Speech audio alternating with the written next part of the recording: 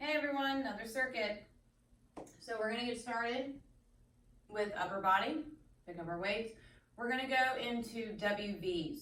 So these will look like you have a V up. So I'll bend down here a little bit. We're starting with a V and then we're coming down into our W here. So we come up and out and then come down into our W here. These are going to work the shoulders and the back. Slow and controlled as always.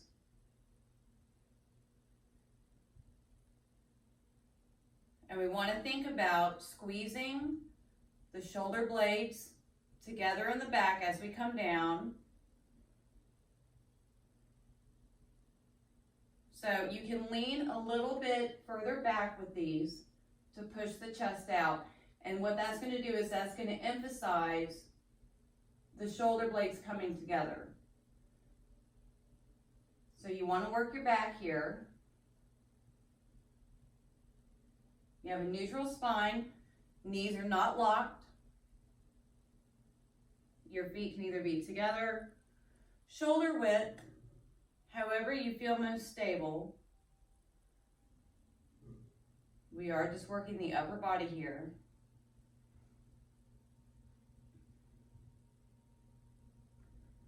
Come up. Come back and squeeze the shoulders, squeeze the back. These are really good at defining the area where if you are wearing a strapless dress, backless dress, these will really shape everything up. And for the guys, if you're going heavy with these are going to give you a wide shoulder with that V taper. 2. And last one here, come down with control. We're going to go into the weight drop squat. So we're wide here. We take our weights or anything heavy that you may have around the house, and the knees will stay over the ankle. As you come down, set the weights on the ground, and then bring them back up. Squeeze at the top. So you come down, pause, come up with that forward tilt. Come down, and come back up. So this pause here at the bottom it's really going to emphasize taking these slow and controlled. And what's going to happen as you pause at the bottom, you're taking that extra contraction, just as when you come up to the top and contract the glutes. It's the same concept for holding a constant contraction on the muscles that we're trying to work. So we're lifting through the pelvic floor, raising that elevator up to squeeze the glutes.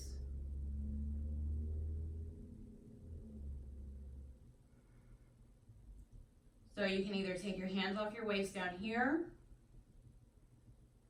or just rest them at the bottom. So if you're doing these and your squat ends here, just pause here and then come up. So there's a couple of variations to this. The point is taking that pause. At the bottom of your movement, pause and then come up to squeeze. So let's go 3. Come up to squeeze. 2. Last one here. Come up to squeeze. So we'll switch back into the WVs. We start up here in our V, come down into our W. We're here with the V, come down into our W.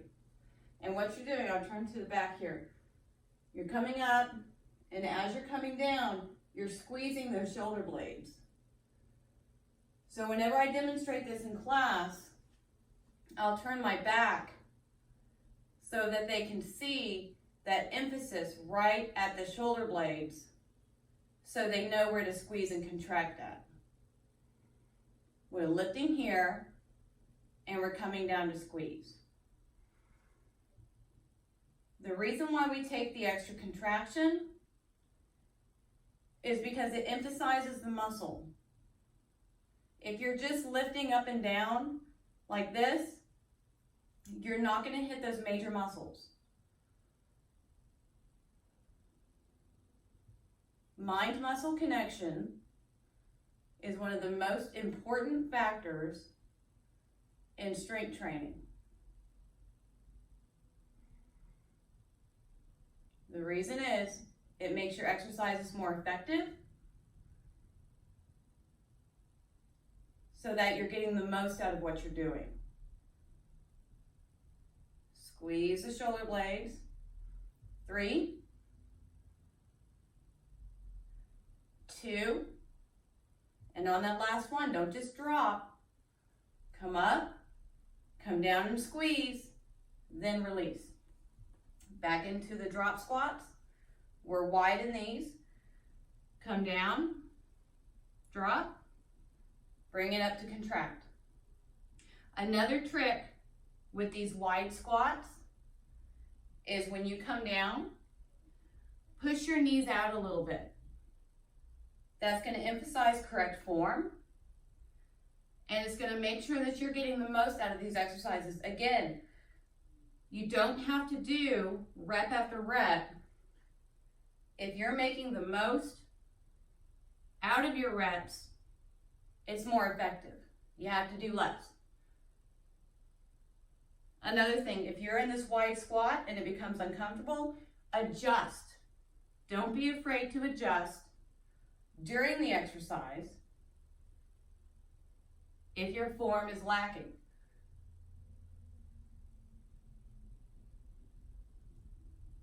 Come up to contract, come down to pause, and then bring it back up. Drop, come up to squeeze. We'll go 5, 4, come up to squeeze, 3, 2, and last one. Remember on that last one, don't make it fast. You're maintaining control. Come up to squeeze. Okay, so now we have a wide deadlift to a bicep curl. So we're stepping wide, and just like in that traditional deadlift form, our palms are out here to get ready for the bicep curl. We hinge at the hips, come down, feel the stretch in the hamstring, use that pelvic floor to bring you up, contract, curl. Deadlift, use those glutes to bring you up, contract, and curl. So now we're getting the upper and the lower body together, raising the heart rate. Come down, contract on the way up, curl. Down we go, come up, squeeze at the top, curl. Deadlift, bicep curl. Feel that stretch in the hamstrings, and then come up. And your knees are not locked here. You have a little bit of a bend, but unlike the squat, you're focused on hinging at the hips, not bending at the knee. So with our deadlift, there's no bend or flexion at the knee, even though your knees are slightly bent. 2 more. Contract the glutes, squeeze at the top, and curl. 1 more. Come down, up, squeeze, curl. Don't just let go on that last rep. Come down with control. So we'll move into cardio with water. So we'll go into those booty kicks. I am fresh off of teaching spin.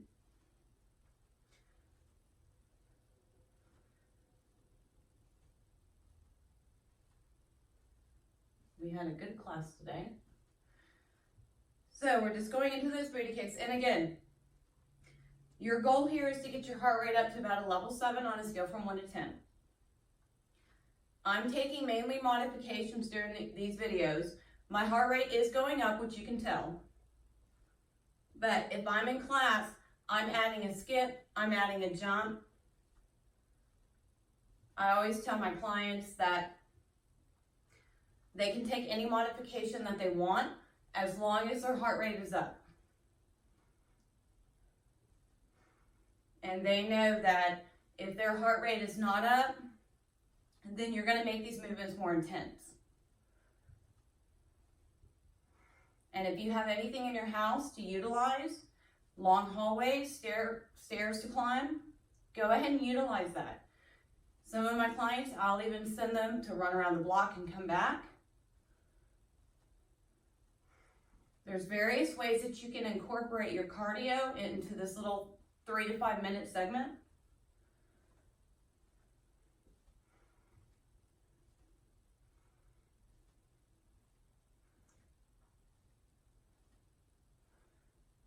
So we're here working on getting the heart rate up.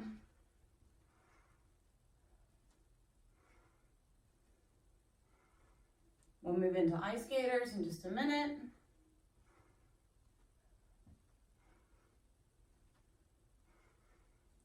Okay, so we'll move into ice skaters now. We're just going to utilize the space that we have. And once we get into a flow, then we can speed it up. Again, adding that jump or skip. We want to make sure that the heart rate speeds up quite a bit. And what happens is, whenever you're in the strength portion and you go into utilizing the upper and the lower body, that's using more muscles. So that's going to automatically bring your heart rate up. And that's why I incorporate that into my circuits, is so that you're still doing strength training, but that heart rate's starting to climb, so that by the time that you're getting into cardio, you're almost halfway there. And then from there, you take the weights out of the equation and you speed up your movements, and that's going to get your heart rate really climbing for that 3 to 5 minutes. And that's our goal.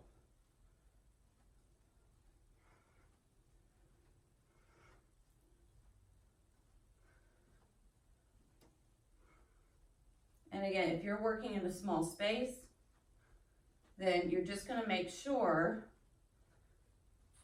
that your movements are quick. Use the upper and the lower body. You can always go a little bit deeper into these moves. That will raise your heart rate. We'll go back into those booty kicks.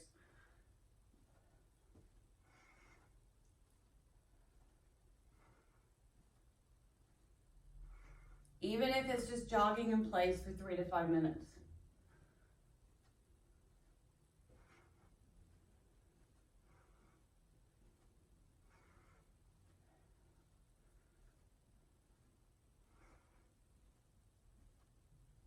This is where you would probably have music playing in the background.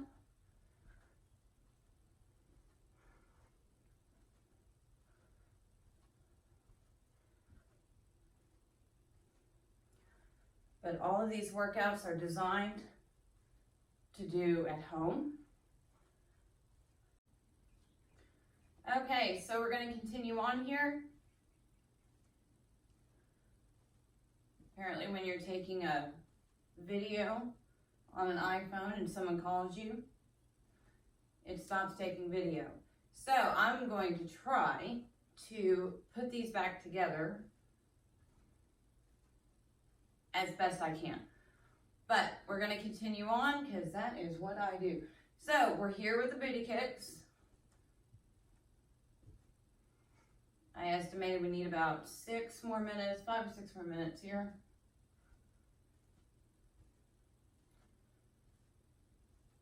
So as we continue on with these cardio circuits here, you're invited to do different things As long as your heart rate is up to about a level 7, that's what we're looking for.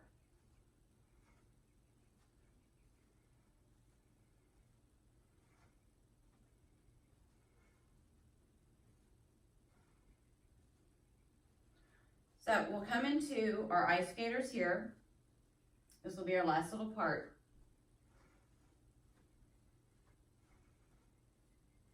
As we work into these, we build up speed. Let's make sure that we're maintaining that heart rate. Coming side to side here.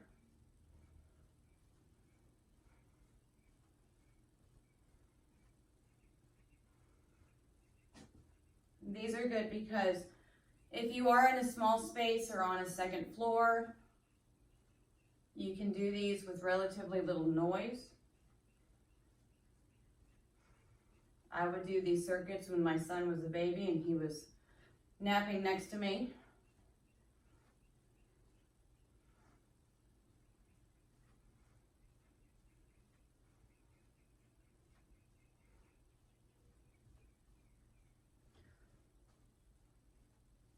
Getting your heart rate up.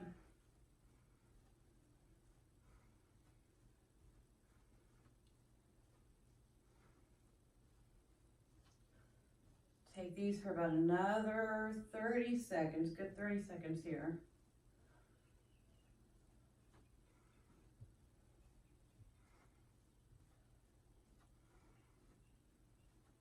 You can really feel these after you've done those drop squats. And it doesn't have to look pretty. It doesn't have to look coordinated at all. As long as your body is moving and your heart rate is up, that is all you're looking for.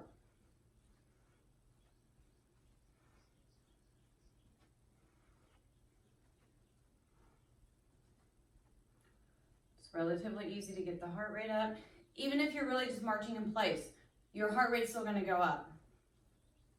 So if that's a modification that you need to take in these cardio sections until you can build up, that's fine too. You do what you can do, follow the model of the format, and you're going to be able to get that total body workout in your 20, 40, or 60-minute session. 3, 2, and last one here. So for our standing abs, we're going to do TikToks.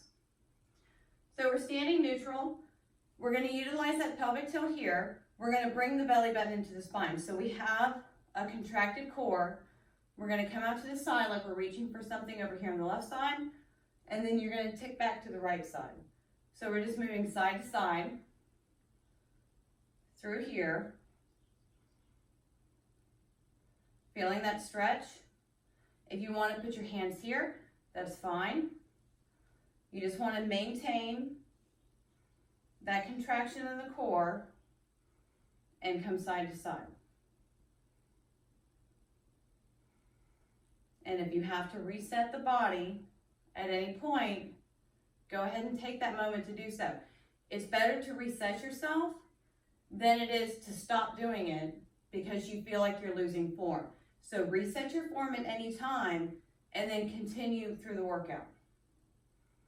Just because you lose form doesn't mean you have to give up.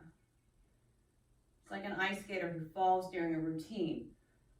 They get back up and then they continue on. So you reset your body and continue on throughout the workout. So we're just holding that contraction, reaching side to side while maintaining that contraction in the core. Movement within the contraction. 3, 2, make the last one count. 1, then we'll drop down to the floor.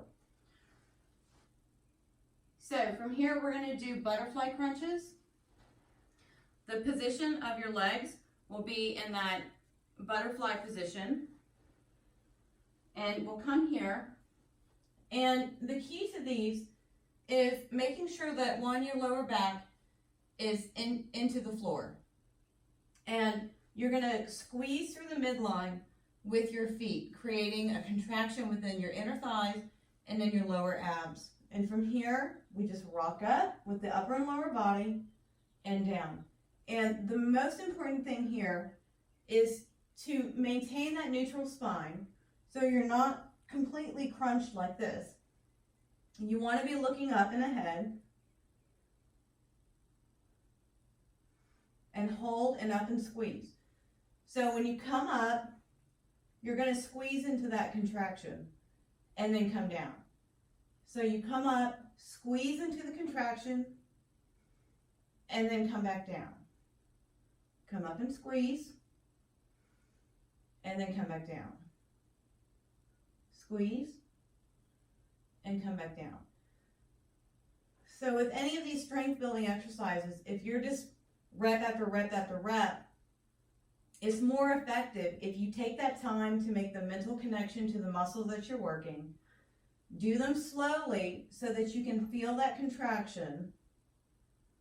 That will make them more effective. That will mean that you have to do less reps.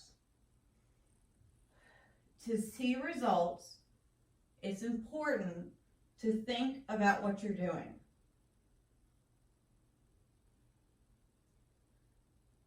3, up and hold. 2, up and hold. Last one. Don't just drop on these. Up and hold. And don't drop. We'll come back down. And then we'll come up.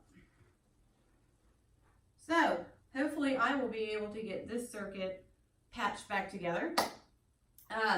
So if this is your first and middle, the last one maybe your only one for the day, I say congrats and have a great one. Thanks.